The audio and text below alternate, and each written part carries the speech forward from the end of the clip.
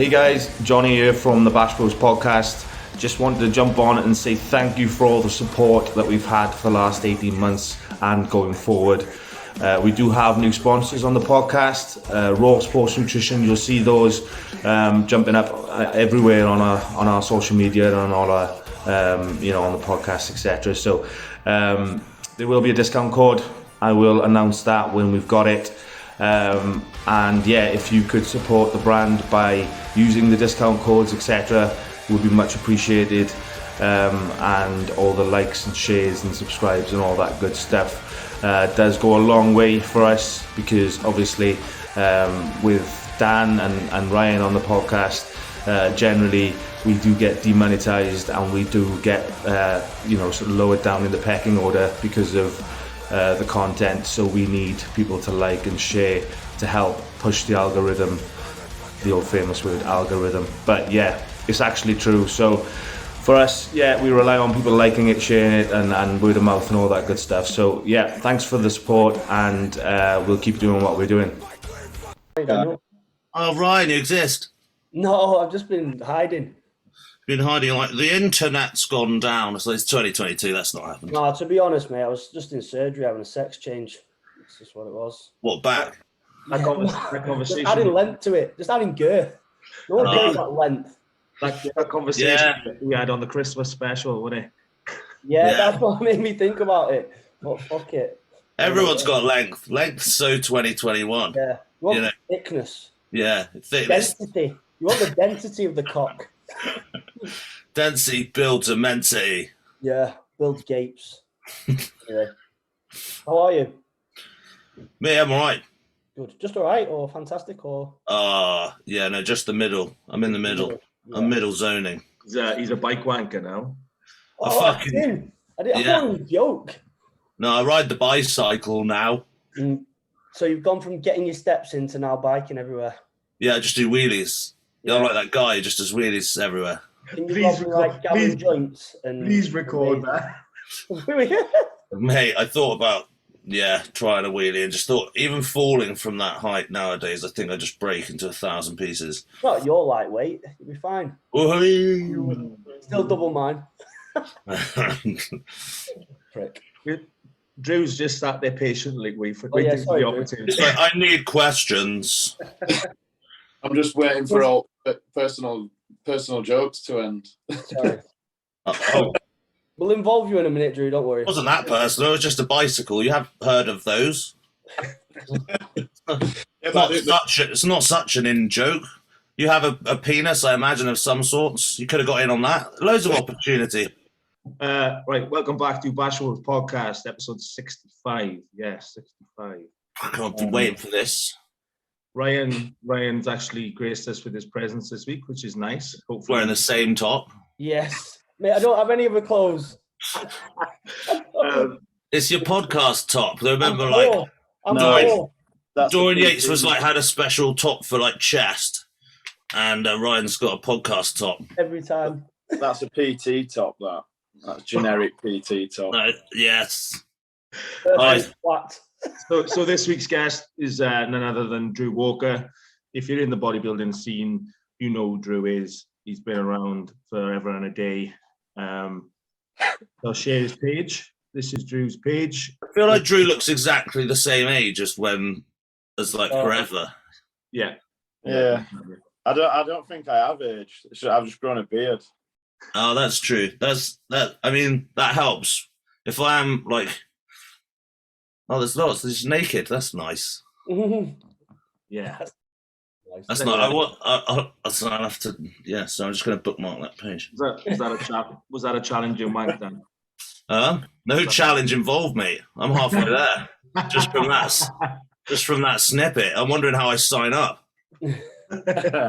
Right. Okay. So Drew, what we normally do, pal, is we ask our guests to give us just a little run through of the start to finish. Well, not the finish, but to where we are right now. So what got you into bodybuilding, your sort of competition history, and then your plans going forward, really, bud? Yeah. I did the really generic, used to watch Rambo and Predator. So I wanted to be like a hero.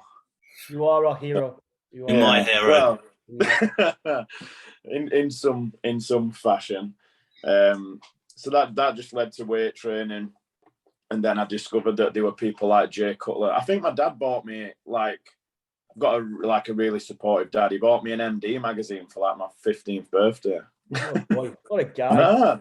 And a bottle of Tren. I said it for you. Did he do all the other stuff that dads are supposed to do, like, that kick you in the teeth and all that? Touch you. Yeah. Yeah. Sorry.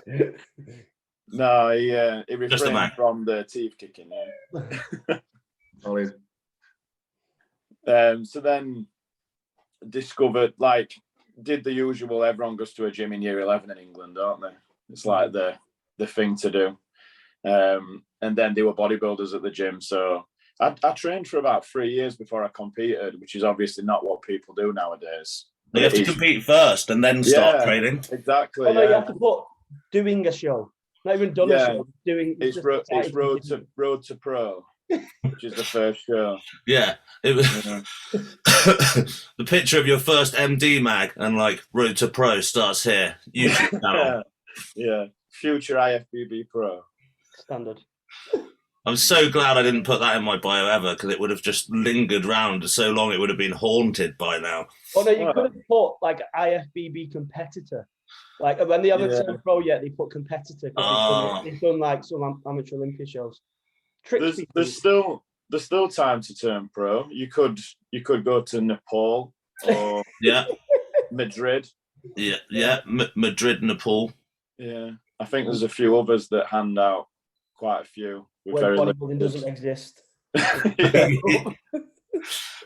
Sorry, carry on, Drew. I like the way I'm getting remorselessly insulted, and I'm just taking it. I'll recomp myself for the banter. We're here for the story. Or just do it in England. Do the old-fashioned English one. Yeah. The English Grand Prix is coming up. Yeah. I'm definitely not doing that. What is in amateur and professional? Two bros affiliated. I think so. Yeah. Yeah. That's 10. Is it 10 weeks? Oh no, that's the. Stop. Can we just stop? Drew, carry on your story. I was getting. Sorry, Drew. Carry on your introduction. Fuck's sake, man. So if we say started training at a gym at 15, did a show at 18. NABBA Northeast under 18, won that obviously. In fact, I did that against Dan White. You know Dan White, don't you, Ryan? Oh yeah. I think that's kind of how we met. I think so. Yeah. Through that. So that was 2010.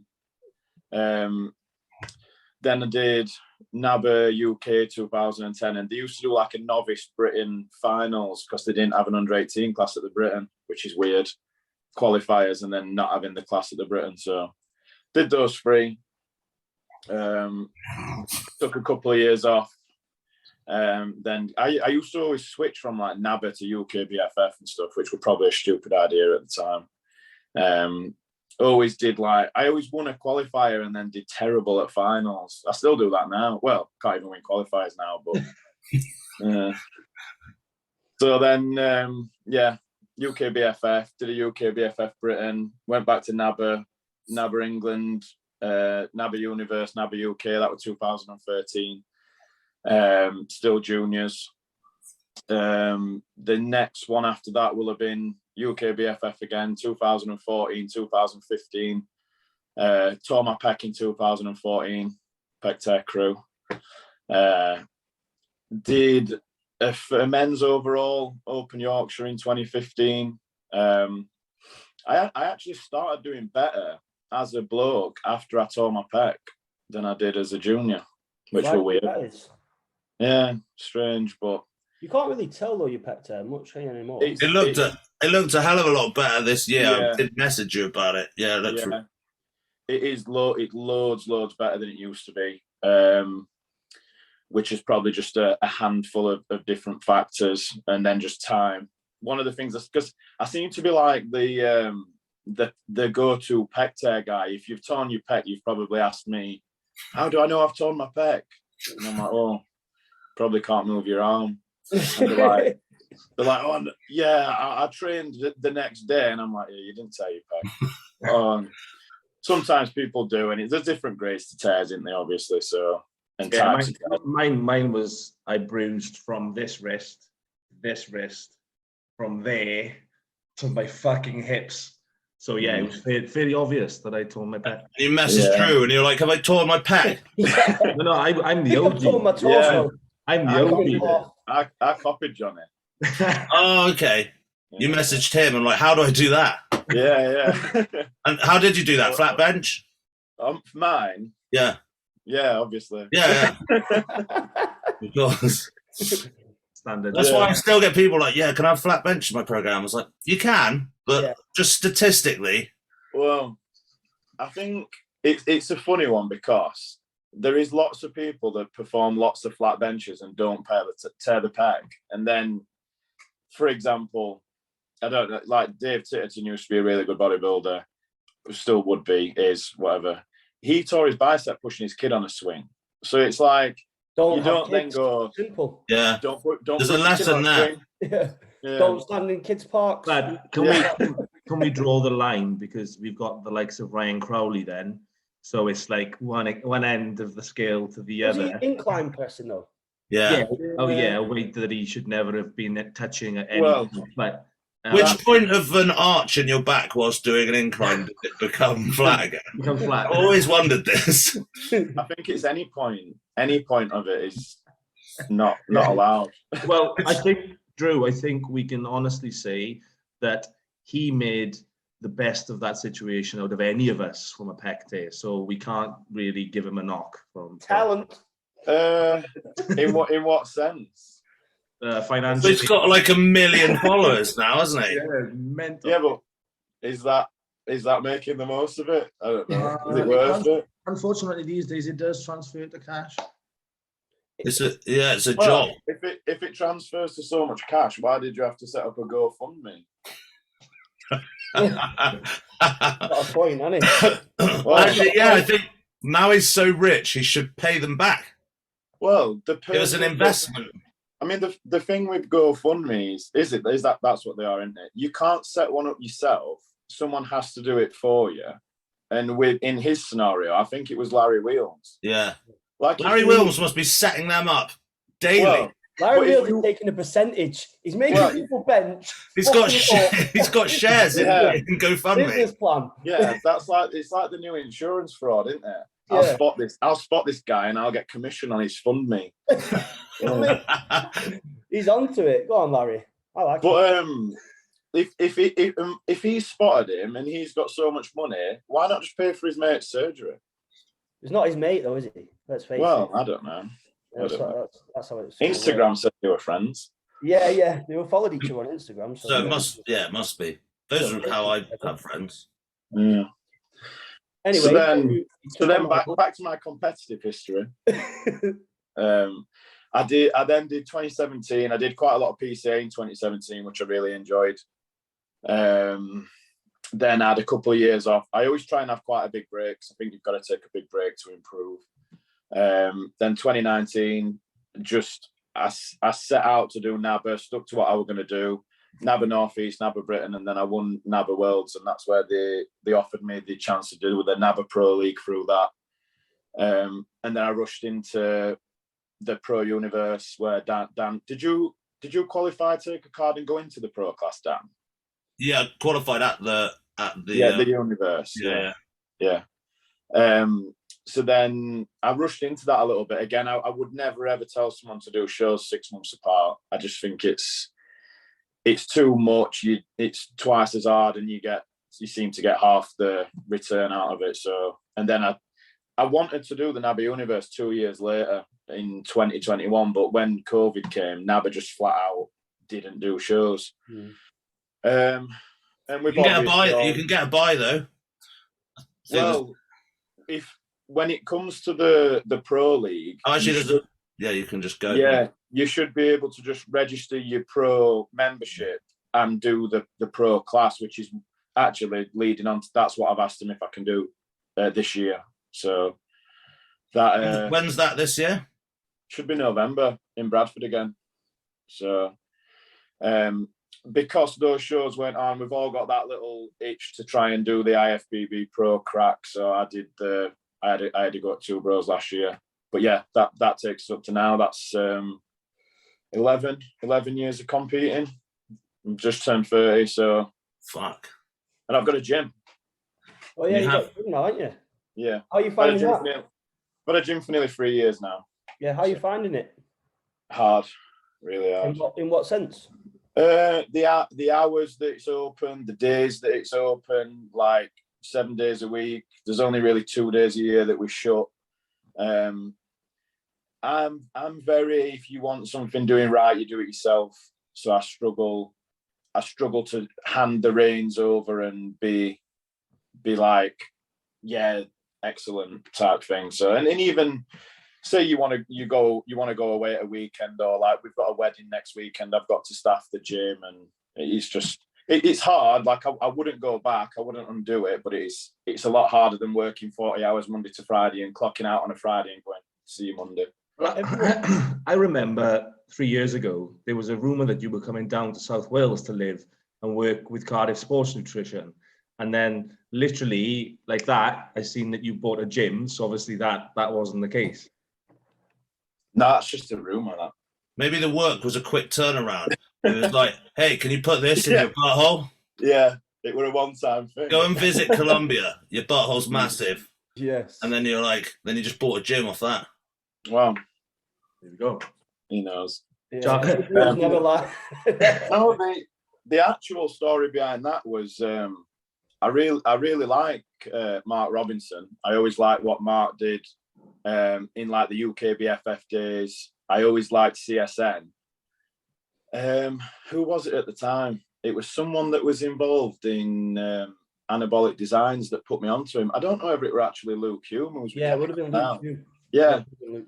My old job that I had for about 5 or 6 years was like warehousing and distribution. And that's what Mark wanted for CSN.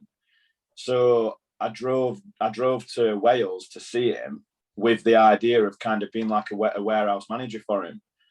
But it never quite materialized into anything solid enough to relocate to Wales. Because that's just quite daunting, isn't it? Like there would have been a lot to consider. Like my daughter will have been very young at that point. So it would have just been completely uphauling everything. And it was so strange with the gym because I did the NABBA Britain and I went to work the day after, and one of my mates texted me and he said, he said, Nelly's selling Empire. And I was like, right, well, who's Nelly and what's Empire? And he went, oh, the gym, like the local gym, kind of like the next like city along from me. And I said, all right, well, what does he want for it? And he said kind of what he wanted for it. And I said, all right.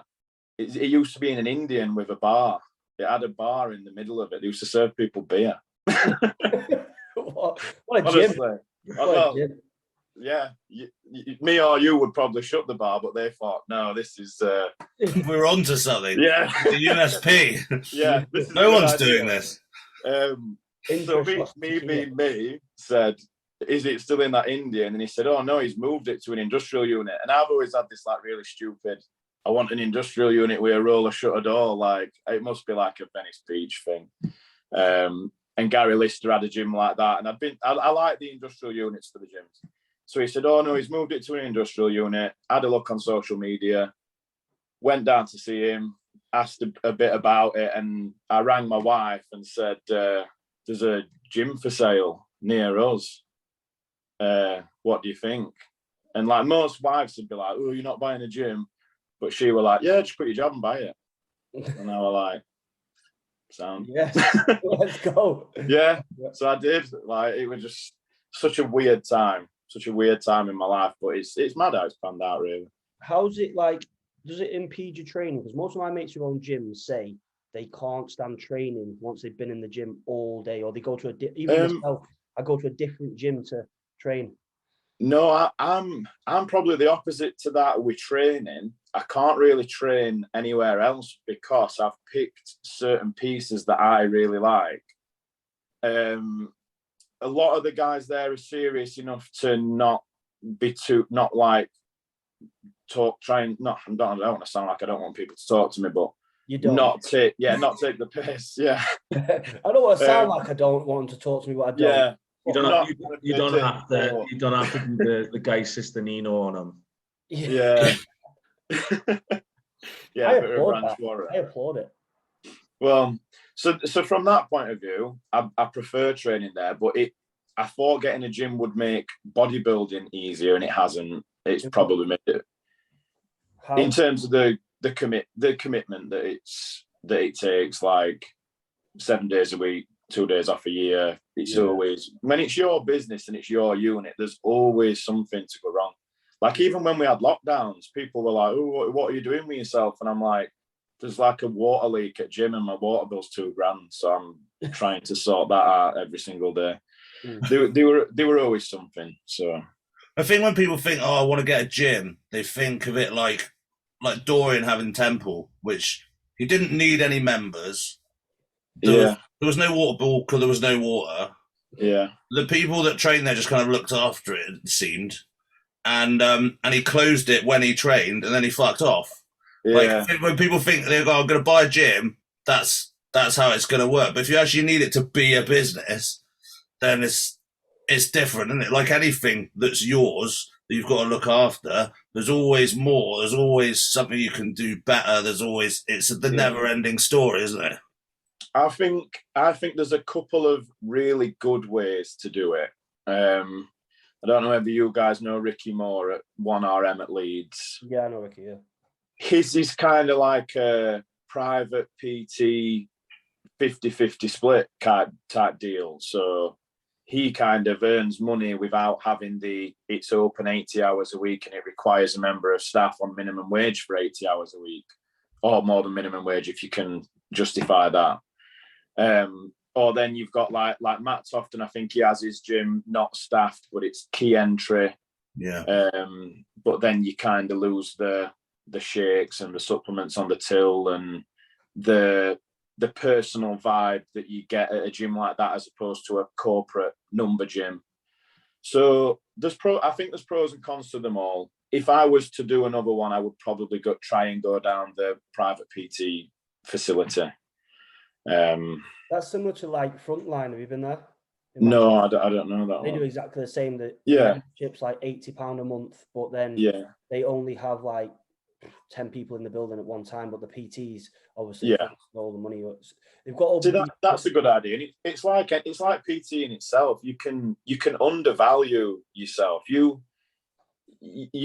I don't know whether many people can justify PT being worth £100 an hour, but if you advertise at that, you will get people to pay that because you will get solicitors that think £20 cheap, so they go with the 100. Yeah, 100%. So I'll try that out next week. Yeah, do it. What, £100 PT? Yeah.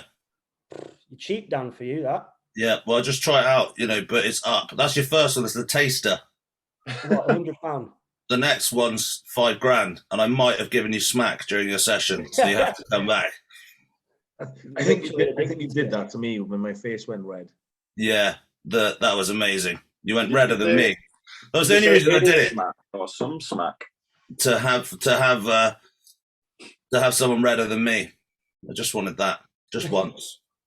One time. Just this one time. Are you still prepping yourself, Drew? Yeah. How you find that with all the business and everything else and family and stuff? Probably easier, because if I was to have someone say you need to do this, and I was to say, unfortunately, I can't do that, they would then be like, "Oh well, you're not fucking bothered, then, are you?" I'd be like, which is true. No, I'm joking. No, that's kind of always been my problem with coaching a little bit. I'm not great at people telling me what to do. That's why I went from working a normal job to like having a gym and self-employment. But I had a couple of coaches early on, and most of the time I struggled to trust and have faith in what they were telling me to do. Who did you use? I I had Chris. I don't know whether you'll know Chris Wormley or not. He owns a gym called Muscle Factory Swinton in Swinton. Did he write a book? Yeah, he's got the Break the Code. Cuba. Yes. Yeah. I think Cuba went to him just after me, because I used to work there, and he then did mine while I was working there, and he was like, "What carbs and cardio are you on?" And I'd be like, 80 carbs and 2 hours cardio, and he'd be like, "Well, you still look shit, so do more cardio and less carbs." And I was like, Science. yeah, like that's what we're like then. Yeah. We're mad. Do you prep your missus as well? I technically didn't last time. I had some input on it, but what the PT that's at the gym did that. Well, the coach that's at the gym, because it is quite hard doing your partner, isn't it? Yeah, I just don't. Yeah. I've done it, but over time, as Jade gets better and a little bit more knowledge, she thinks she knows fucking everything. And she's like, yeah, but technically, and I'm like, not fucking technically, just every time I prep you, you win. So shut the fuck up. And she's like, yeah, but I don't need to do it. I'm like, oh, fuck off then. And I just send it to someone else. Yeah. Like just as soon as she get miserable, I'd be like, high carb day. Yeah. Well, you think I really want to eat out and I really want some sex. Let's have a cheat meal. Yeah. It works every time. Doesn't matter that they look like a blancmange on stage. I have needs. Yeah, exactly. It's not about results, is it? That's all just politics anyway. Yeah. That's fine. But I am doing it this time. But I've said to her like 5 times, this is the last diet I will do you, because then she's like, look what this person's doing. This person's doing legs 8 times a week. Shall I do that? And I'm like, gets annoying after you punch them in the face twice, 3 times, and it just gets abusive, doesn't it? I wouldn't dare. Would you not? No. To be fair, Ryan, you'd get hammered, mate. You'd get fucking hammered. That's why I wasn't on last week. I was in the corner like, the internet's down. She threw the fucking BT home hub just through the window. Right. So we've got some questions for Drew. First one being it seems like a tongue-in-cheek sort of question. We never get those. They're always really serious. Dead serious. Right. So the first one being, have you grown more hair? Yeah. You've got more hair. Yeah. Hair growth plans are available. Right. So the first question was, how does it feel being sponsored by Chemical Warfare and knowing that you aren't with 10X?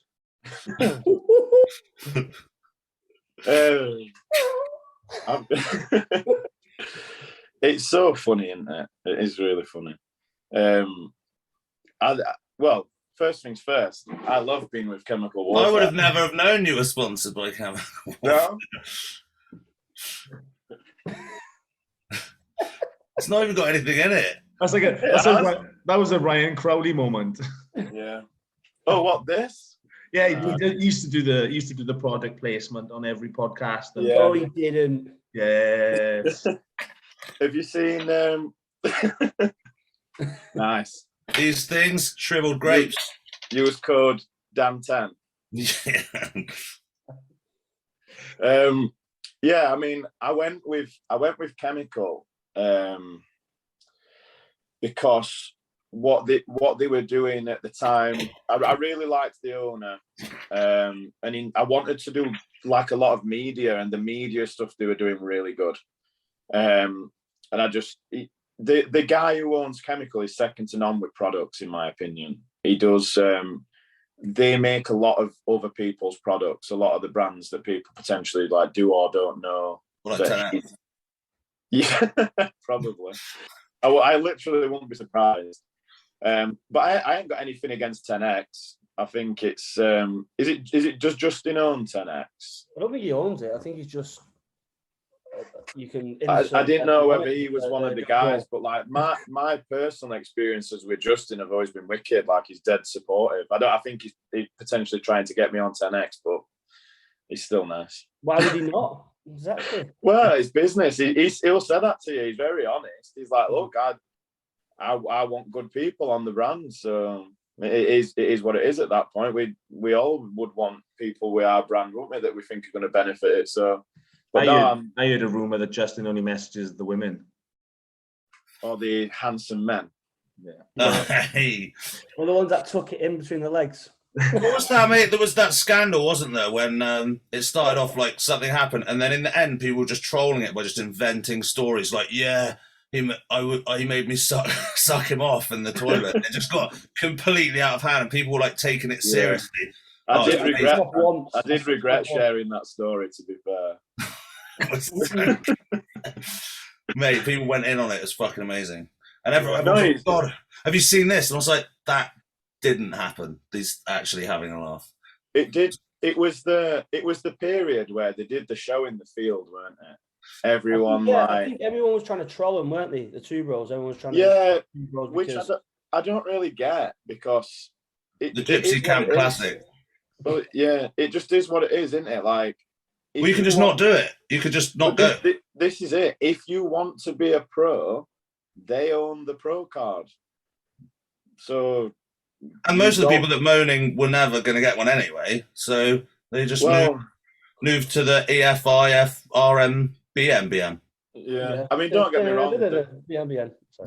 They absolutely do some things that I don't agree with, but so everyone does. There's pros and cons to everything, isn't there? I still actually think when the shows I've done with Two Bros, which isn't that many, the way that they've run and the timing of it has been mega. I agree with that. That woman that works backstage. Oh, the French woman, she's fucking nuts. Yeah, but she's very, very good at her job. Like, yeah. Like, how many shows have you gone to where you go, "Excuse me, mate, when's my class on?" And they go, "I'll just be with you in a minute, pal." And they like, and you never see them again. Yeah, they run off with a notepad, like. But PCA are very good at running shows as well. Yeah, I've not had the pleasure, but I've heard they are as well. I guess it's just the NABBA running order has always just been completely insane. Well, again, I feel just come into the new age and just start investing. NABBA, you just know it's an all day thing. That's all you know, is that I'm going to be out for the day, so I'll bring some deck chairs, and that's like it. That's all you really know. It probably varies a little bit with your area, because my area for NABBA has actually always been run decent. In regards to like the Britain and the Worlds and stuff, the Britain were all right when I did the Britain. Worlds were late. Did you do the Worlds where the trophies were like action men? They were like the shittest trophies I've ever seen. You know, the Worlds was like a pretty good thing, but the trophy was like literally someone had their child had painted it the night before. I have got like some of the best trophies you will ever see. And then right on the end of them all, there's a little one, and it's the World's one. Can we see it? Can we see it? And everyone's like, "Can we see it?" Everyone's like, "Which one's the World's one?" And I'm like, Is it at the gym, or can we see it? They're all at the gym, yeah. Trying to think whether there might be something recently on Instagram where you could see it. Potentially not. I just remember seeing it and being like, "That is shit." I've got some medals. Yes. I've made sure that every different organisation is there. Oh, I like what you've done there. Politically. Yeah. Apart from IBFA, because I've never done that. But... Is that a thing? I thought that was just like not a real thing. Do you know what? I think they're quite involved with NABBA. My dad did the over 60s there last year, and like the carpet was the same as the curtains, but other than that, it were good. I like that. Your dad was a bodybuilder. My dad? Yeah. Yeah, he was obviously the person showing me Rambo films. Okay. And he always trained. And when I was a kid, people were like, "Oh, my dad's bigger than your dad," and I was like, "My dad's biceps look like tennis balls," because they had like he always had like really mad little like peaked biceps. But he didn't get into he got into bodybuilding after I did. So it was like, as in competing. Yeah. So he always trained, but he was like, "I think I'm going to do a show," for about 8 years, until I was like, "Dad, just do a fucking show." I think I gave him a diet for Christmas once. I remember seeing the photo of you, your brother, and your father, wasn't it? Yeah, we all did the NABBA Northeast. I think I did class 2. My dad probably did 50s, and I think our call did the novice. I don't think anyone's done that, so that's quite a cool. It was good. Like, that's a nice. Proper, yeah, that's good. I like that's wholesome. Yeah, absolutely. It's, I'm still real. I like to think I'm really real. Hashtag blessed. Hashtag blessed. Right, next question. Humble, yeah. There's nothing more not humble than saying I'm really humble. Yeah, that's the one. Yeah, you've voided it as soon as you've said it. Yeah, it's What it is about me is I'm just so humble. Yeah, yeah. Oh, don't get me started. My brain's melting already. So yeah, to cover that question, it feels excellent to be with Chemical Warfare. Oh yeah, that was the question. Yeah. So next question, Ben Shepherd. What do you think is the biggest mistake people make in bodybuilding? That's a very broad question, so I'm not sure what it's aimed towards. But I mean, I know Ben, so I'm going to answer this in a way that will insult him slightly, but it'll be a joke. So he'll be like, ha ha ha. No one else will. It's only for him. So my first answer is going to be when people say they do no direct cardio, but they do 15,000 steps, but 3,000 of those steps are on a treadmill. Classic. Yeah. And obviously that's like that's a new thing. That's a new thing though, isn't it? It used to be that people would write about how much cardio they did, and then there was a thing where you have to write about how you're not doing anything. Yeah, it's like who can do less. Like, yeah, that's there was a couple of people that were always so good at that. Like, I trialed not taking supplements for this prep, and I did like pro when I remembered. That were it. It's like, last place, well done. Yeah, you don't need me to convince you that I'm not doing cardio. If I don't have to do cardio, I'm not fucking. I like cardio. I think it's a terminology thing. Most of the arguments that people have nowadays are just pure terminology, and it's so stupid. It's like people are just arguing about the same thing. It's nuts. Yeah, it's all just semantics. It's the same thing, said a different way. Ryan, what do you think the biggest mistake in bodybuilding is? Starting. Farting? No, starting. I just wouldn't start. I'd just not bothered. Do you know what? When I saw that question, I were going to say that. Starting.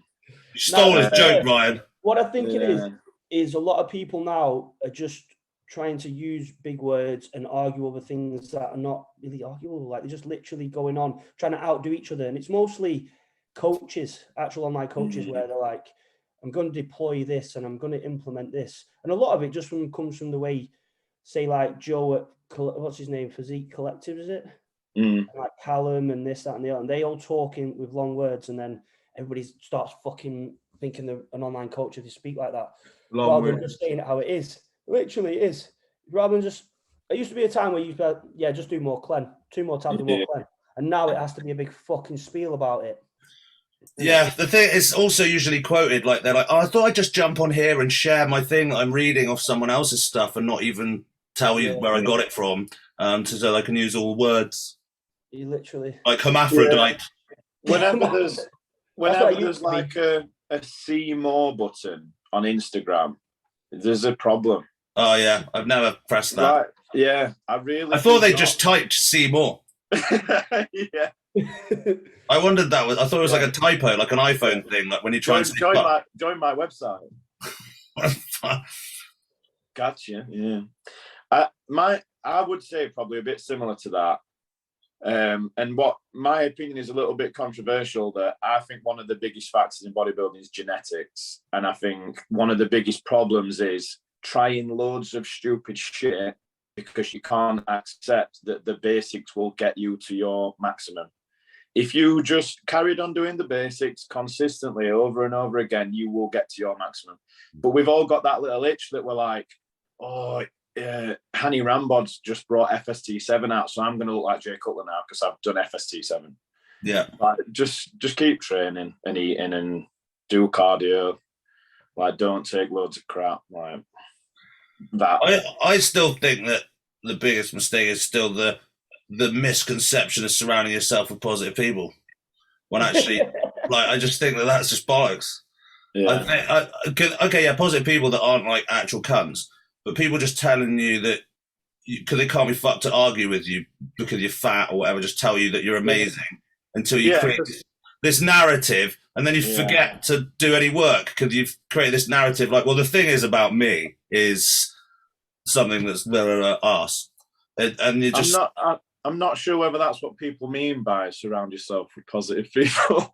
No, but it's what people have interpreted as far as I can see. When people say, "I just surround they're just surround themselves with yes people that are telling them to do shit. That actually a real friend would say, "Fucking hell, don't do that. That's a really shit idea." I mean, my gym is like it's not a competitive bodybuilder gym.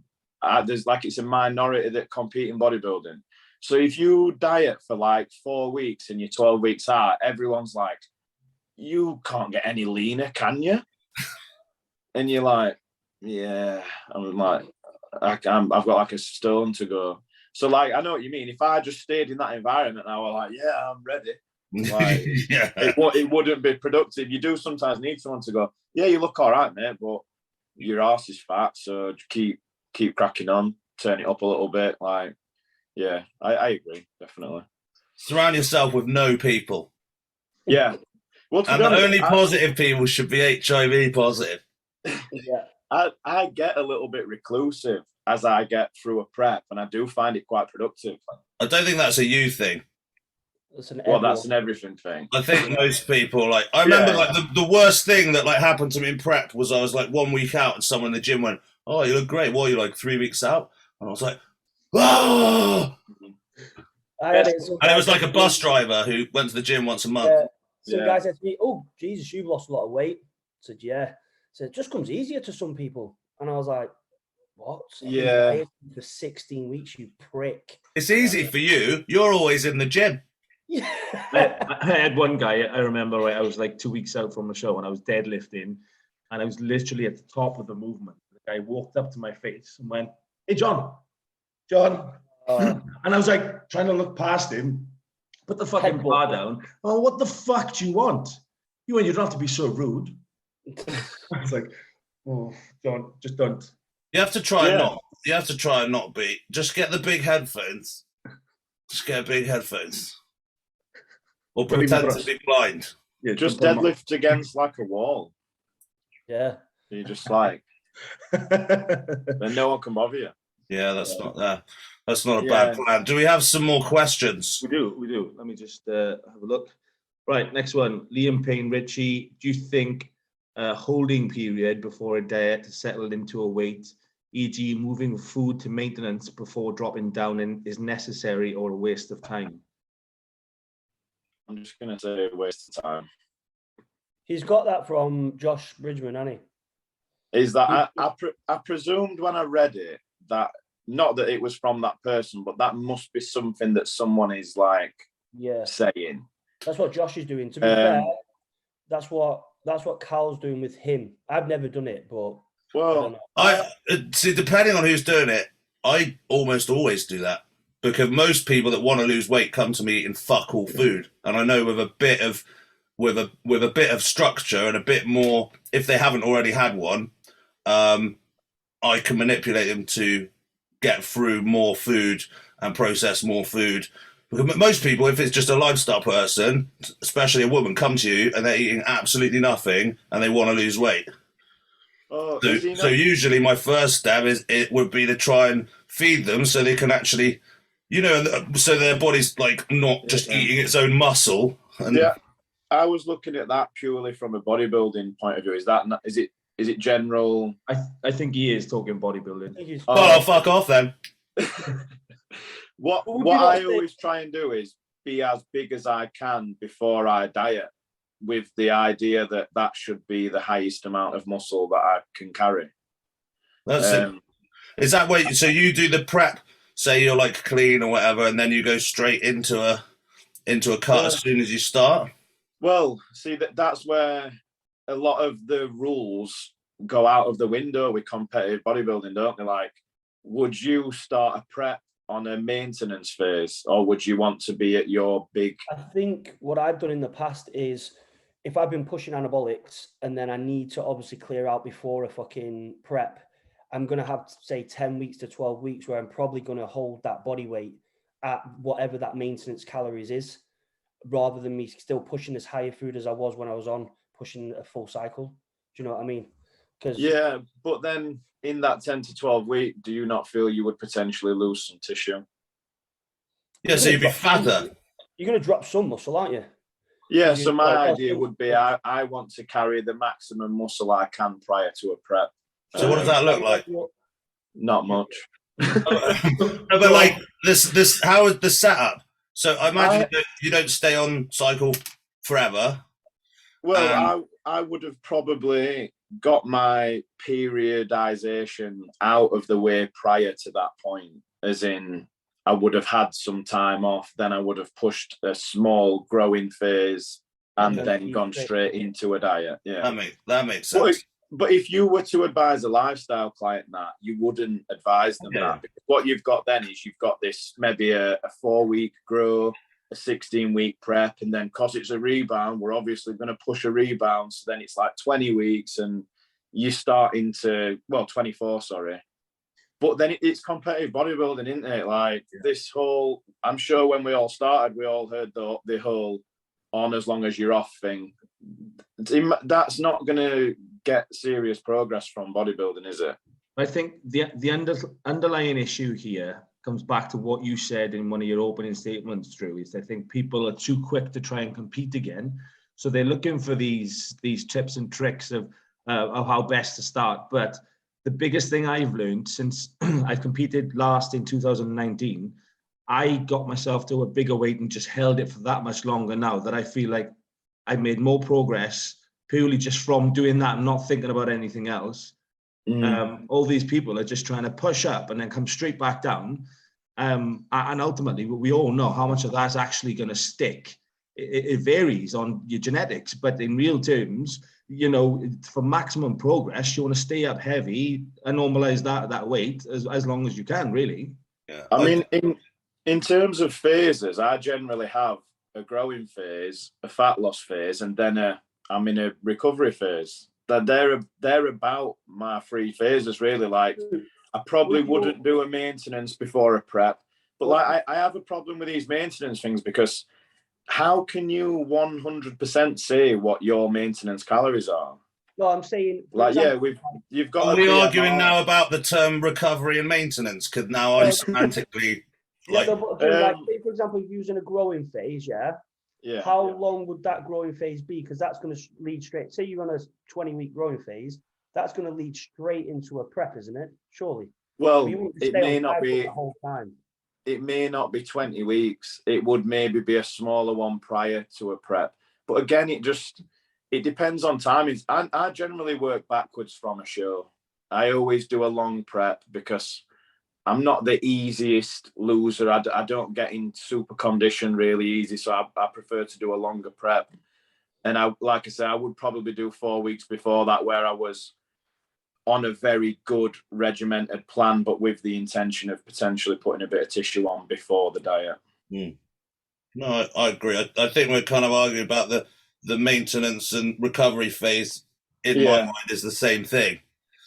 Yeah. But one's from a body weight perspective, and the other one's from a recovery standpoint. Yeah. I don't know. 90% of people that, if someone comes to you and they're not really tracking a diet, the first plan for me is to find ground zero, to figure out where the fuck they are, whether they're a bodybuilder or not. You know, because most people, if they're taking charge of themselves and they're kind of semi-serious, they're eating some biscuits and some shit. And you like biscuits, though? Biscuits. Fuck the biscuits. Fuck the biscuits.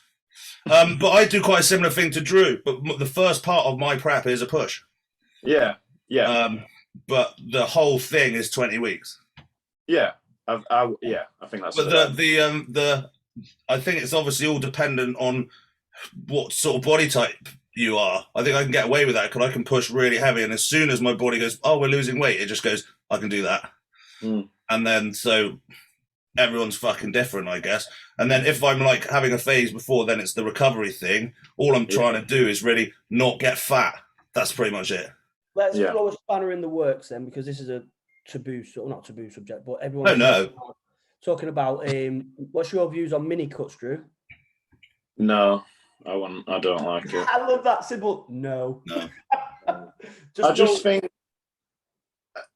See, my opinion on this is they call it like a recomp mini cut, don't they? If you have got too fat so that you need to pull back, have you not just been eating too much? Yeah, but I mean, it depends again.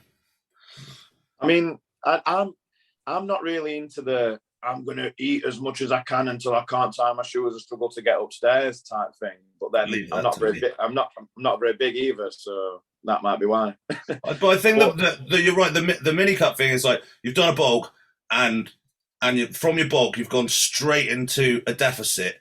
I don't know. In my opinion, that new tissue is going to fuck off. Like, well, if faster in my opinion. If I'm doing, like you said, a push up, so I've done done the push up, and then so I've like already hit my maximum body weight before I do this recovery phase, and then I will have lost some tissue during that recovery phase, and then the first like 4 weeks of prep is just to try and match the previous. Really, that's all I'm kind of trying to do. I mean, Amp's doing it, but that's the kind of the theory behind it, is to get to the point you were before you did the recovery phase. So like a 4 week, 5 week period then. Yeah, just to kind of like, muscle memory. Yeah. If I did a show and I was going to do another show in 2 years, I would probably be trying to build muscle for 18 months. I wouldn't, in that period, do a fat loss phase. So, in terms of anabolics, you would run consistently? Potentially not in that sense. There would be periods in that sense, but it wouldn't be a fat loss mini cut phase. It would just be a recovery phase. I mean, that's usually the period where I get fat. So I have to try and not get fat. Yeah, I think composition is very different in that period. You're just not a enhanced person, are you, in that period? I feel like I am enhanced always. In what sense? You are. Just generally a higher power mentally. Yeah. Have you ever seen the film The Sixth Sense? Yeah. I see dick people. Yeah, no, I think we're all getting at the same sort of thing, but I think obviously Drew's got a more of a sort of stay a little bit leaner year-round approach than some others. I think we should call it something new today. What should we call it? I don't know. Superiorizing. Superiorizing Hadouken training. Yeah. Sudoku platforming. I mean, how many calories and how much of a surplus does it take to build maximum amounts of muscle? It depends on the genetics. 500. Depends. It depends on a lot more factors, which is why I don't like it when people reduce it simply to calories, because there's so many more factors to it than that. But I do also believe if your BMR is 4,000 and you can build maximum muscle tissue on 4,500, then eating 7,000 isn't going to make you grow any quicker. It will probably just make you fat. Yeah. So if you stay around 4.5 to 5, you probably won't get fat, and then not require a cut. Do you think people get bored and change it too soon? I think that's I think one of the biggest factors with fat loss and with growing is it takes a long time. I found this with coaching as well. Like, if I don't change people's plan or give them some magical thing, they get like, what am I paying for? Yeah, that's why I've got no clients. Because I just go, keep doing it. Yeah. I did a post on this because it was like, the amount of time that I would spend analysing the data that you've given me is exactly the same whether I say eat some more or stay the same. It's still the same. You're not paying for that type. You're paying for the knowledge that would be able to bring you to that outcome, aren't you? Yeah, I mean, let's be right. If any of us gained 12 pounds of muscle in the next 12 months, we would be on the Olympic Games. Let's go. Well, yes. But you tell me how, Drew. Well, how much calories? How many minutes? How much calories? I want to do it during the recovery phase. But my point is, that would be £1 a month. That would be a quarter of £1 a week. But, well, yeah, but a quarter pounder a week. I can do that. I can do that. I'm gonna get the vegan Big Mac. Yes. Yeah. Don't call it a cheat meal though, because it's bad for your mental health. Yeah, that's true. Is that a thing now? What? Yeah. You've got to be careful what you call things, because you'll mentally fuck you. Yeah, it's an off-plan meal. You'll be bad. Oh no. You'll be reclusive like Dan. I'd just like to clarify whilst we're on this call that no changes to my diet, Dan, is a good thing, because that's not a reduction in calories. So I'll take it. But the analysis is there. Yeah, but still. I mean, again, what that comes back to is you can satisfy your clients by making them gain unnecessary weight. Yes. And you can satisfy them by making them lose unnecessary weight. But they just go, oh, the scale's gone down or the scale's gone up. What a great coach. Yeah. But you can't. But muscle building is probably slower than fat loss. But even fat loss, like, people are like, oh, I haven't lost 2 pounds this week. Shall I, like, starve myself for 36 hours? And it's like, no. Yeah, I had one guy eating cotton wool buds just because he... What? No, I didn't really. I just wanted to be funny if he did. Imagine filling his stomach. I was like, oh. Yeah. Seasoned. Don't worry, I'm still cringing. Oh, he had like half pink salt, half like low salt. Yeah. Yeah, it's for the electrolytes. Still cringing about that guy from Tom Hames' story last week sticking his needle up his bumhole. No, in his ring piece. Injected his actual ring piece. Why? I did watch that. Right. Not the act. I watched it. No. One man, one needle. Do you know what though? Do you know if you were going to do that, you'd at least just not put the pin on? Oh yeah, I mean, I don't know. I just like think it almost makes a little bit of sense. What did he do? Tell me, explain. I've not watched it. Stick the needle right up. He literally. No, with it, you didn't watch it. I didn't have any internet, did I? I'm gonna watch it. He stuck the blue or the green probably on the syringe and stuck it in his starfish. What for? Because he got to jab his ass. So he jabbed in. Fuck, what? Wow. It's funny because sometimes I don't think coaching is necessary, and then that. Yeah, natural selection. Or like you get the whole there's calories in grapes, but it's just fruit. Yeah. I remember one guy who thought 10 IUs of insulin was a mil, and he shoved it in his arse cheek. Like, oh yeah, what are you doing? My favourite is still the good fats. But they're all good fats. I hate the question is like, how do you want me to cook these eggs then? How do you want me to cook these sweet potatoes? Anyway, but that's not bodybuilding coaching, is it? That's just like, have you not got parents? Yeah, you not got a bird that'll do it for you. Okay, well, I'm not cutting that one out. She knows. No. Well, yeah. Any more questions? Yeah. Next one being, if sleep and food is all on point, what more do you do to help with recovery? Well, there's an array of things in there. Like, I suppose, like, every hour out of the gym is potentially aimed at recovery, whether it's food or supplements or whatever. Is he getting it like, I don't know, like training efficiency? I'm gonna go with that. Don't spend 4 hours in the gym doing garbage fucking volume. With shit form. Drew's like, fuck this, I'm out. Yeah. Like, you've insulted me now. I'm going. Volume. No, yeah, I think a lot of things now as well is the same thing with coaching. It's everyone trying to get that edge above each other and saying, well, I do this for recovery and I wear these sort of glasses and I buy this lamp and I have this mattress and it's too, I don't know, just fucking. Yeah, I think bodies are quite good at recovering. Mine isn't. Well, they just Old as fuck.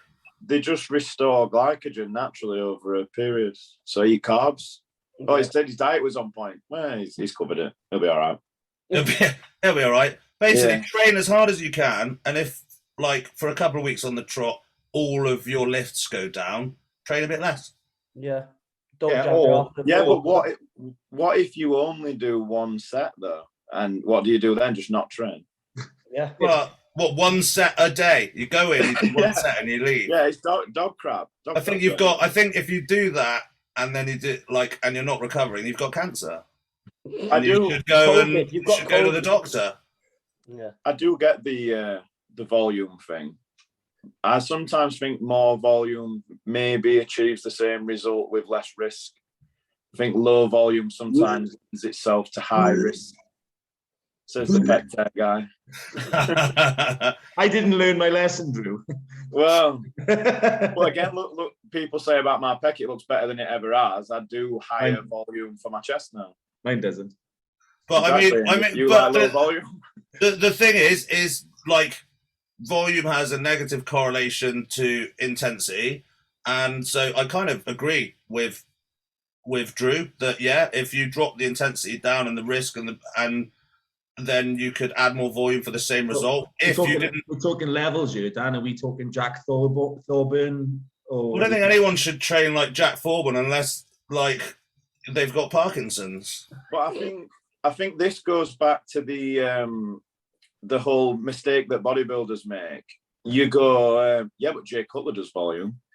But it's Jay Cutler. And then you go, well, Dorian does low volume, but that's Dorian. If you just go in the gym and you do 3 to 4 exercises and you do 3 to 4 sets and you train hard, you will be fine. Yeah. It's like, and then over time you could try stuff and then find out if it worked for you. Well, so imagine that. When I speak, I find lower volume is more for me because I enjoy it. Enjoyment is a big factor. Yeah, it's a massive factor in what you do. But then you've got these people that are like, it's not about enjoying it, it's about results, so do it. Yeah, there's certain body parts that I'll do higher volume on, and there's certain body parts that I'll do that's true. I do find that certain body parts need more volume, but I think everyone's just made up of different shit. You need to find out. That's another good point as well, though, where someone goes, what rep range is the best? And it's like, it varies for different exercises. Like, you could do high rep, high volume leg extension.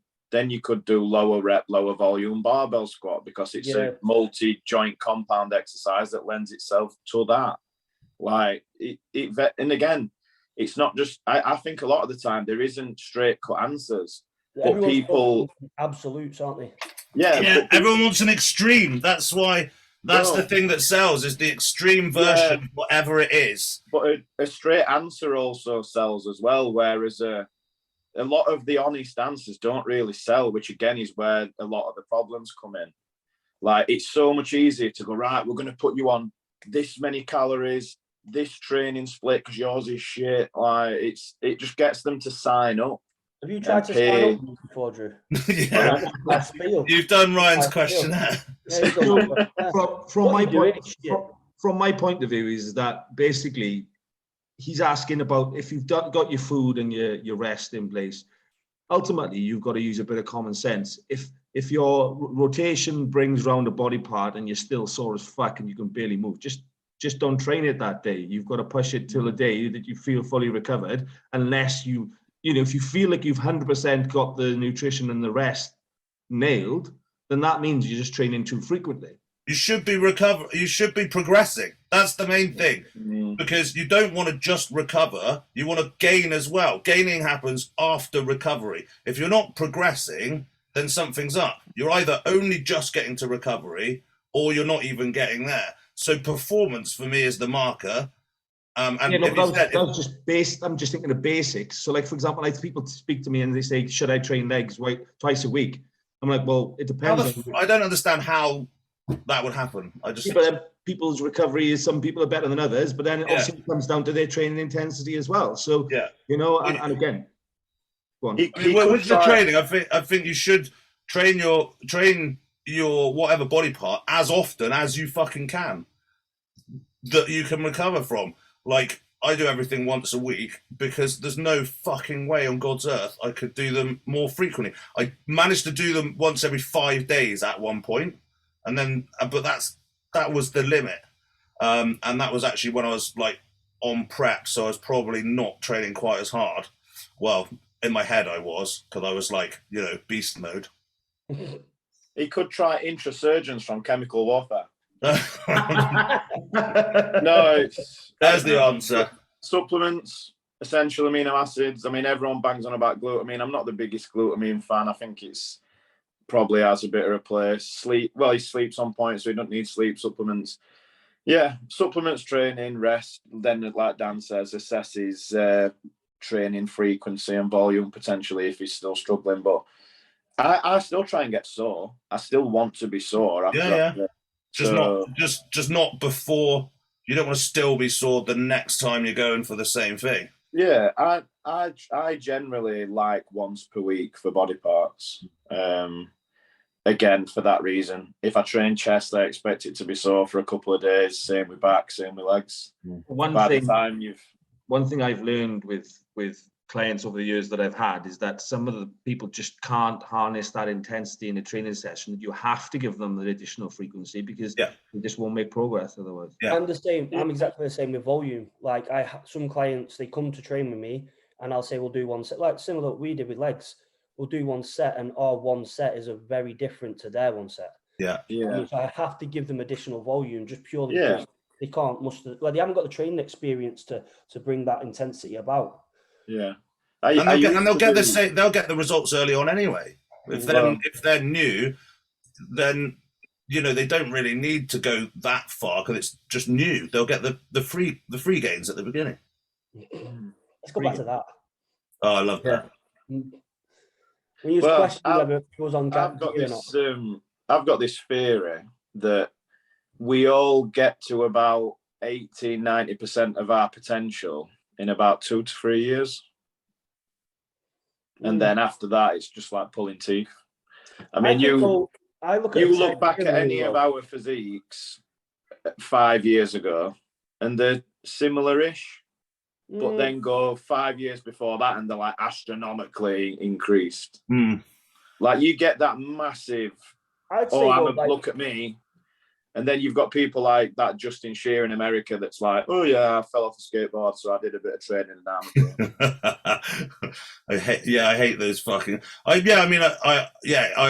It gets now you are clawing for like nothing, but it's easy because you're always in the gym. Unless you're James Hollingshead. Yeah, he's just that is one of the ones that don't apply to what I've just said. Yeah, but even so. If you look at him when he won a Junior Britain and when he did the Junior Britain when I did it in 2012, he was still very, very big. And you look at Luke when Luke did his first show, he like did. Luke was always massive. But exactly but he wasn't born massive. He went from quite a skinny drummer to that almost like. It's like I think Hollingshead is he has consistently like. The progression is wonderfully consistent. And potentially a bit more recently, which is even more against what I've just said. It's like he's waited 10 years and then gone, right then. I see where the only person I've seen like that is Mark Hector. He literally, like, I've trained with Mark and he does train hard, but for the size of him, it's just like, how do you just keep growing? Yeah. And he does keep growing. He's like, what the fuck? Yeah, this year as well for Mark was like, oh, okay. Yeah. But he's like, he is a pristine, genetically gifted bodybuilder. They're the outliers, aren't they? Yeah. And then even so, you do get people like that, and you do still look at some of their body parts and they don't possess that. Like, for example, Dennis Wolf. He is one of the craziest bodybuilders you'll ever see in your life, but there's nothing going on in his calves. Yeah. I mean, but when you look at his calves, like actually, it looks like they haven't actually like developed in the womb. Yeah, it like, looks like there's some form of nerve damage. Like they're not, it's not just like, oh, it's just small. It's just It's the And same like, as it's- isn't it? Yeah, and it's funny sometimes because I think insertions play a massive part, which is basically logic in terms of the longer the insertion, the more potential it has for growth. It's like a building. The bigger its foundations, the higher it can go.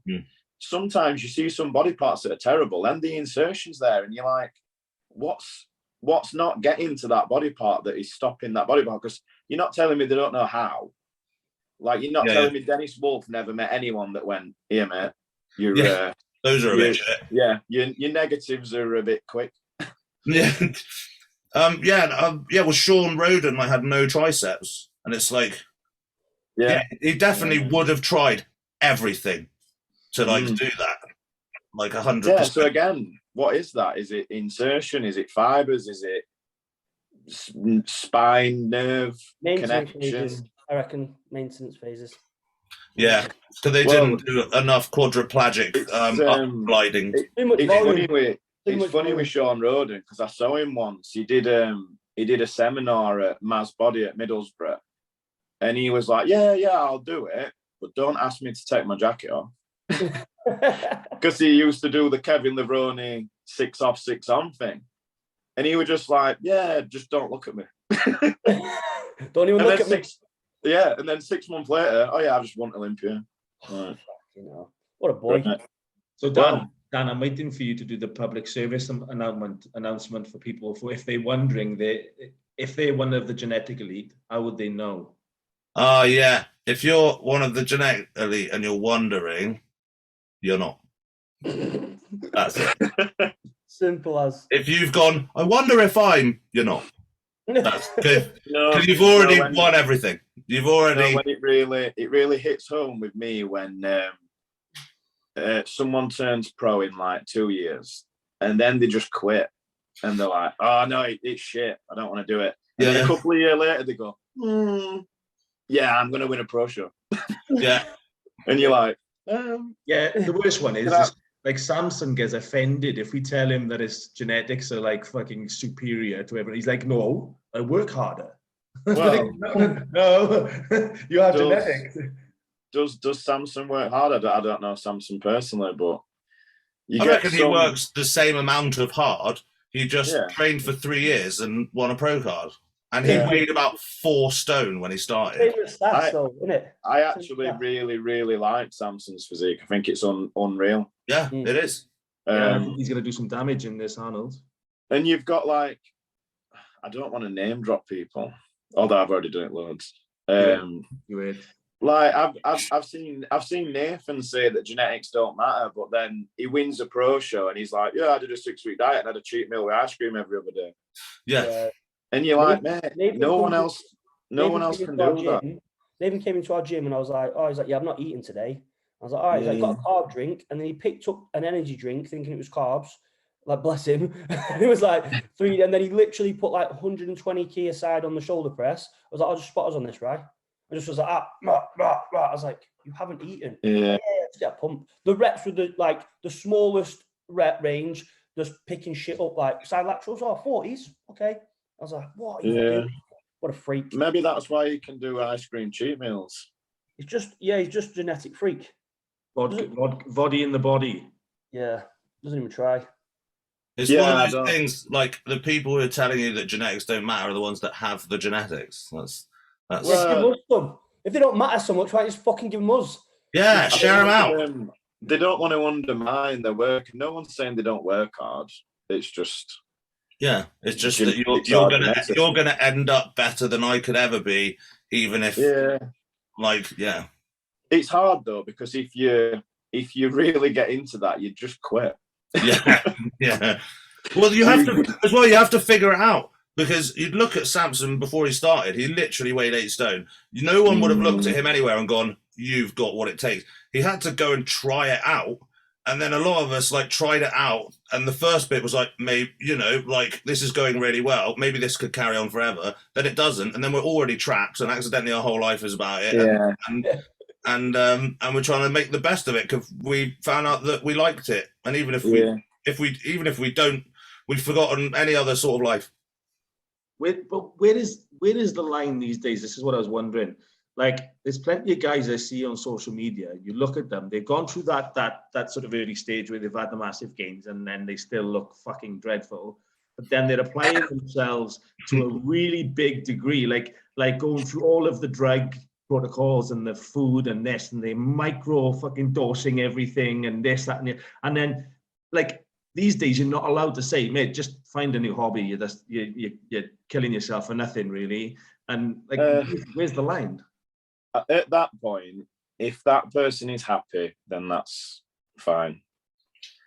Sometimes you need a third person perspective because you're too close to it, you know, realistically. And they've all still got hashtag road to pro on their fucking thing. Yeah, don't get me wrong. I do see some people who are at the beginning of the journey, and I do sometimes think you're gonna end up quite upset and regretting things a little bit. But like, I got told that when I was younger, and I never say that to someone now. Yeah, again, who the fuck am I to say that to you? Because loads of people said it to me. So who the fuck are you? And I was like, I'm gonna turn pro. No, I'm talking about guys who've been in it for years.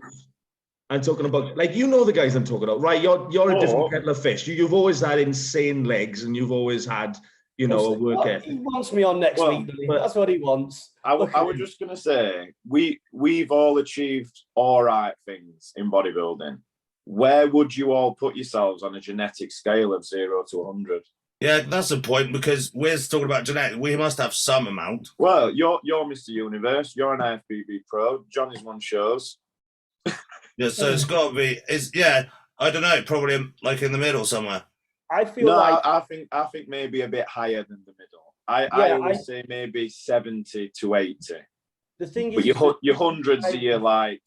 There's different sides of genetics as well, I feel, because for me personally, shape and structure, I don't know how I got that. People are like, how do you get your waist, or how do you get your legs to Oh, no, you were born with that shit. Yeah. You can't train into that. Your ability to put muscle on then is another side of the Yeah. Because I'm at a stage now where I would never be able to go to 212 purely for the fact that I just couldn't put that. I'm not saying I couldn't, but I'm not willing to do the things I have to do to get to that sort of level of muscularity. Do you know what I mean? Without doing everything else. But even then, you say do things that you're willing to do to take that. I don't think that more is better a lot of the time. So it's not, and that's what I say. It will ruin a physique. Yeah, and I mean, I have this other opinion as well, where I think a lot of guys, when they turn pro, they do look better. But the problem with this entire sport is it's just opinions. That is the recurring problem, really, because I would no say matter the what, side of it as well is if when you say you turn pro or you get a sponsorship and so on, you can then dedicate a little bit more of your life to it than having external factors. So I think some people, but even still, like the top level physiques have shape, lines, and they can just put muscle on crazy, like Samson. Do you know what I mean? He has everything. I think what it sometimes is for me as well is like, do you know when you see some of those people in person, they look like aliens. Yeah, it's free. Like I saw Sergio Oliva Jr. at the Arnold, and don't get me wrong, he's fantastic, but he's not like winning pro shows at will. But you know, when I saw him in person, I was just like, what is, like, it doesn't look real. Yeah, I did the same with Cedric. I stood next to Cedric and had a chat with Cedric and just felt like a tiny human. Yeah, Rolly Winkler, like. He were in Emporium Gym at Birmingham in like a full Nike Pro outfit, and it just looked like someone had let an animal loose with clothes on. Yeah, just like. Well, I remember seeing in Emporium as well, Kai Green. He was. That is very covered up. I didn't quite. That was just the stupidest thing ever. It just Well, which is funny because there's a couple of guys that were 212 height, but carrying 20 stone.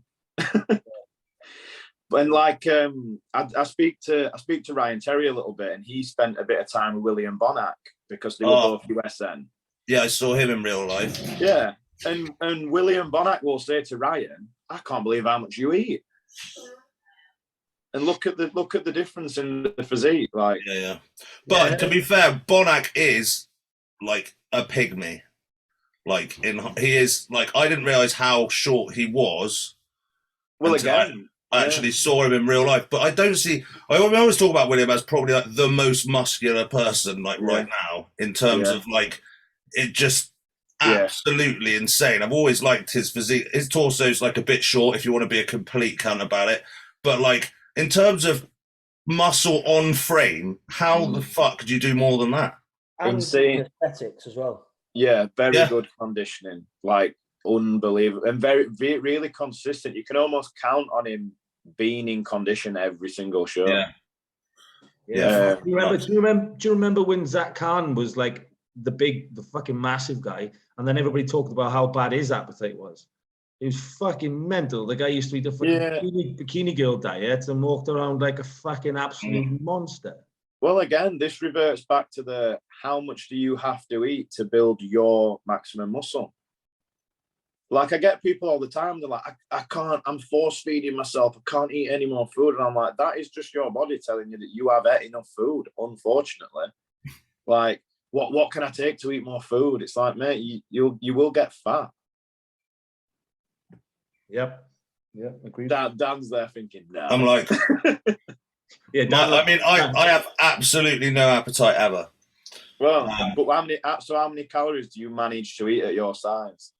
Well, probably 6,000 at the moment. Yeah, that's a lot of food. That's not. I'll lose, like in my recovery phase, where I basically like just kept stage weight, but just looked shitter. That was like 6,000 basically. Like the shit version of Sebum, aren't you? Yeah, like the absolute opposite. So like no, like I mean, I can eat a lot of food, but it doesn't seem to turn into mass. So like, my appetite for calories is still high, but what it actually does for me is fucking nothing. Well, but again, is this because you have done your 2-3 years of filling out your muscle bellies and insertions, and you're about there? So your legs are fucked now. Well, the thing is, I completely agree with Drew, and obviously I ask myself these questions, but then I do look on year and think, oh, I thought I was finished, but there's more. Well, another thing I would say as well is I think around 2012, when I was 20, I was about 14 stone on stage. I did the light heavyweight at the Arnold, which is about 14 stone, but looked drastically different. And obviously there's a certain factor of a little bit leaner, so you can be a little bit bigger. But we're not talking about 40 pounds of mass and all this stuff that people say they've put on. Like, I don't think people quite understand what 1, 2, and 3 pounds of muscle actually looks like. And you can look better without gaining weight somehow. I know it's strange, but... And muscle maturity as well with that. Yeah, I mean, often people say, I'm 20 pounds heavier than last year. They go to a show and they do crap, and then they do another show in like 4 or 5 weeks when they've probably lost 16 more pounds and actually in shape. So I with the weight thing, I mean, I've never had to give a shit about the weight, the ending weight, so it's not really in my mind. I just kind of send it off into the ether. So I think that's the best way. Yeah, I don't even know what I was at like any of the shows, really. What do you think about making weight, Ryan? Do you think it's bad for the physique? Fucks your physique. Yeah. Literally fucks you. Like, I did a whole prep one time, and I know it sounds stupid, but I didn't look at the weight. I got my missus to take the weight, and then I didn't even look at it because it would affect my decision making. Well, but then obviously once you have to make weight, in a sense of like, I have to make a certain weight, you have to do some stupid shit to do that. So then it just obviously negatively affects the physique. But again, like, we know we can get a lot leaner and not even lose weight. Yeah. I mean, we get heavier. And I sometimes wonder whether we've got this like, oh, you can lose 2 pounds of fat a week, so I'm going to push for 2 pounds of fat. Sometimes wonder whether that leads to bad decision making, because you can't really. What would 2 pounds of fat look like if you had it in your hand now? Probably quite a considerable amount of fat. Can you lose that in a week? So do we just make ourselves feel better by losing weight as opposed to burning fat? But yeah, I tried to make weight for the Arnold because I thought it'd give me an advantage, and I think the detriment it had on my physique probably didn't lead to a big advantage by getting into that class. Yeah. I think 7 pound heavier, I could have probably stood better in the heavies. I did the same thing at the British Grand Prix, Two Bros 2019. They put the heavies up to 102 kilos, and I was always about 103, 104 kilo. So I pushed down, but then pushed too hard and ended up at like 99 kilos, and just did myself a number. Yeah, when I did I think the best I've ever looked 2019 Worlds, and I didn't even know what I weighed. I never once looked at my weight on that prep. That's the beauty of NABBA, isn't it? I don't think you don't need to. You don't. So it's just like you know what, just roll it. Yeah, I mean they do weigh you. They do weigh you, don't they? You just don't have to know. NABBA. Do they not weigh you? They measure you. No, because it's height class, isn't it? So they don't really care. No, well, I'm pretty sure I got weighed. I don't know whether anyone. Who asked you to jump on a scale? maybe I was so fucked. I was like, maybe I just didn't clock it that actually like it was just the height thing. Yeah, I thought it was scales. Maybe what did they say? 207. Yeah. What? Yeah. Fuck. Yeah, no, I hadn't really thought about that, but yeah, that probably was what happened. Yeah, I mean, again, like that's a bit of a debate. What's better, height class or weight class? UKBFF always did weight. NABBA always did height. I think height is good for me. Yeah, I mean, yeah, I don't know. But the thing is that some people are just heavy. Yeah, I'm very light. Like I'm good mates with Dan Welburn, and Dan Welburn was quite an experienced guy that knows a bit about what someone should look like or weigh. And he's like, I cannot believe what you weigh. Like you look bigger than what you weigh. So he's the other end. He's heavy. Yeah. Well, yeah. And whenever I've done class 2, even when I'm light and I know people are heavier than me, I've never really been like really outmassed drastically. I always seem to hold my own with heavier people, which could be a proportion thing, which again... I was outweighed by everyone at the Arnold's. Yeah, you are apparently. You are very, very conditioned though. Like... Yeah, well, I mean, but I'm so much taller, you'd expect me to weigh so much more. Yeah, potentially. I didn't think I was like smaller. Yeah. But yeah, some people are just heavier. But then... Flex Lewis is the. Yeah, he's obviously the mega. You're the one. If you ever want to understand the difference in what mass can look like, just look at Flex Lewis. You know, if he's under 212, you know. And again, you get some people and they're like, I can't make 212, and you think, well, Flex Lewis does. He's like he's a mutant. You know, you're not him. So, but are they heavier? But they just. You can't really say someone's not anything they say they are, can you? Because until you can prove something, it's up to them to be honest about it, really. Yeah, I remember with the weight thing, because it was 100. Me at 100 does look like I don't train. Yeah. So like I never did a weighed show in anything but supers. I didn't, and then obviously I was class 1, so. I suppose I was like in quite a good position in the end because I never had to worry about weight. But being taller, it does kind of seem to take longer to look like you've got muscle. Yeah, I do get that to a certain extent. Again, your natural length and weight of muscles might be a little bit heavier anyway, but 10 pound on 6'5" doesn't look like 10 pound on 5'5". Yeah. So, but my stomach is. That's 5'6", thanks, Drew. That's 5'6". Right, so I think we're at the right stage now. Drew, what we do at the end of the podcast is we ask people for 5 top tips. Dan's doing the little motion for you there. It changes every week. So they don't have to be bodybuilding related. but generally they are. So it's just 5 tips that essentially you think that maybe you would have liked to have known when you first started, or anything really. It's hard because I got very good tips and I ignored them all. Respect your elders. Yeah, I do sometimes where people were like, "Oh, I know so and so, and he says you don't have to do 1 rep max bench press," and I was like, "He's an idiot." That's on my back. So, maybe you were right. Yeah, I think again, like I said earlier, basics. Like just do the basics consistently. I shared a picture the other day, and it were like, I think I stole it from like a golf meme, but there were 2 queues, a packed out queue, and it were like, if you're not getting results, hire a new coach or be more consistent. And the queue for a new coach is packed, and there's no one being more consistent. So like consistent basics, absolutely. More isn't always better applies to most things, if not all things. Well, did he say apart from anus?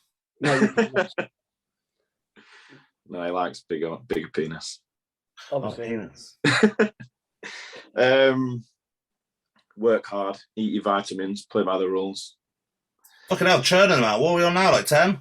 Yeah, I think Keep going. Come on. I can go all day. We didn't number them. I'm lost. Work smarter, not harder. These are just memes, aren't they? Yeah, simplicity is efficiency.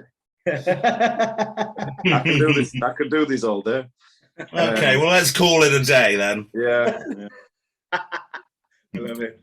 Okay, well, listen, we'll call that a day, and thanks for your time, Drew. Appreciate it, bud. Drew. No, I've enjoyed it. Thanks for coming on, Drew. Yeah, we didn't actually talk about what your future plans were with the competing, but good luck with whenever that is. Hopefully, hang on, no, we did. He's doing the Pro Universe in November. Hopefully, NABBA Pro Universe, if that's how they. It's weird. You just weren't listening, Johnny. You can't. Yeah, but sometimes NABBA are like, yeah, we're going to do a pro show. Sometimes they don't. So depends. Yeah, that is true. Depends. Good luck at the universe if it happens. Thank you. I'm sure it'll be a 2 pro show of some kind. Yeah, it's good to see you all. Good luck with all your 2022s. I'll speak to you all soon anyway.